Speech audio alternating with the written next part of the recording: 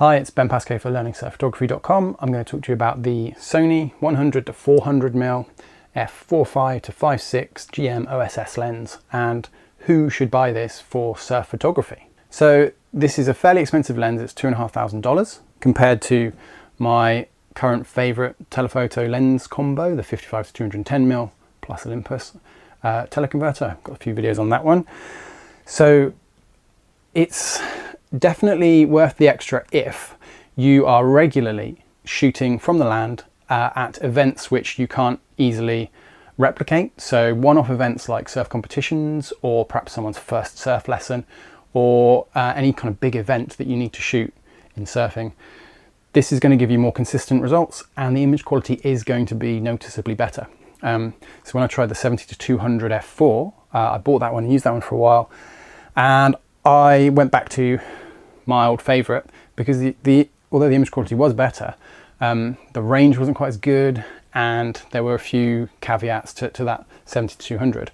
There's a video on that one on my channel. I'll put a link up in the notes below.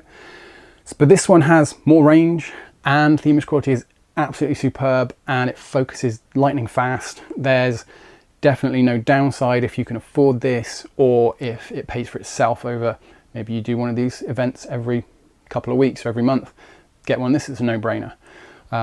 If, like me, you're an amateur who doesn't necessarily get paid for their surf photography, but you do want to get the best results you can within your budget, I would maybe recommend renting one of these instead. That's what I've done this weekend. I rented it from a UK company called Lens Pimp, and I've used it over the weekend. I've shot a variety of different types of images and I've been really happy with it, and I would do it again if I needed it for a one-off event because I don't do that very often. So that would be my choice. I would rent it for a few days. Generally what I think, the way I choose new gear, what I should buy on a relatively limited budget for my surf photography, I think to myself, what type of images can I take with this new kit that I wouldn't be able to take with any of my current kit? And I think that's quite a good way of justifying getting a new piece of equipment. So in terms of lenses, what can this offer that my current kit can't? Well, there's not really any type of photo that I can take with this that I can't take with this setup. And it will require that I crop in a little bit more with this one, because this one's got a little bit more reach than this combo. And the image quality will suffer. It's not as good in general with the cheaper budget lens and teleconverter than this is.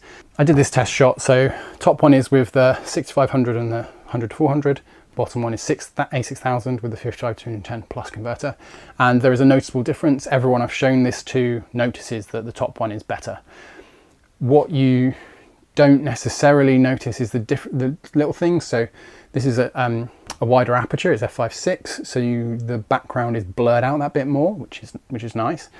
This one is f6.3, so there's less blur on the background. I've also had to enlarge this one a little bit, so the resolution suffers a little bit. You can still make out the Boardmasters tag on the back of this competitor's rash vest, but this one you can not only see that, but you can see kind of the hair's a bit clearer and just more detail in general. So whilst there isn't really a specific type of photo I can make with this 100 to 400 that I couldn't with this one, there's definite advantages.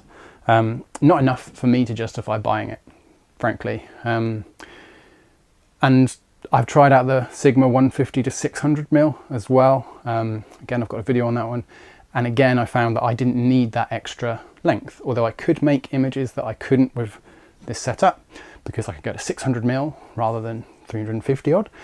I just don't need that very often. The type of waves I photograph are the type of waves that I prefer to surf. I do a lot of my photography before and after surfing myself, and they are generally breaking close to the shore or on a reef or a point which is not too far away. Not like a beach break that breaks miles out. Like a shallow sloping beach break, I don't tend to go to those, so I don't really need the extra reach. There's lots of buttons and dials and switches and things, but you can pick that up in no time. Watch another video, you'll see them go through it in detail, but you don't need to know that. What you need to know is the advantages are it focuses better and it's more consistent and it's got a higher image quality.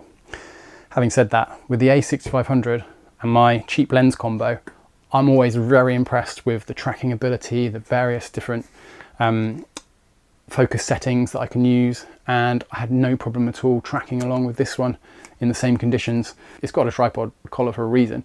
It's very heavy. You want to keep it supported by something other than your arms and your back if you're going to be doing a big shoot, which is what you'd be using this for. For me, I'm going to be chucking this in my coat pocket as usual, taking it down to the beach, shoot a few photos before and after my session. And for when those rare occasions when I really want to document something at the highest possible quality, then I'll rent this one and take my tripod and do all the rest of it. Hopefully that's helped out a few people who might have been sitting on the fence about where to spend their money. So thanks very much, and subscribe if you want to see a bit more. Thanks.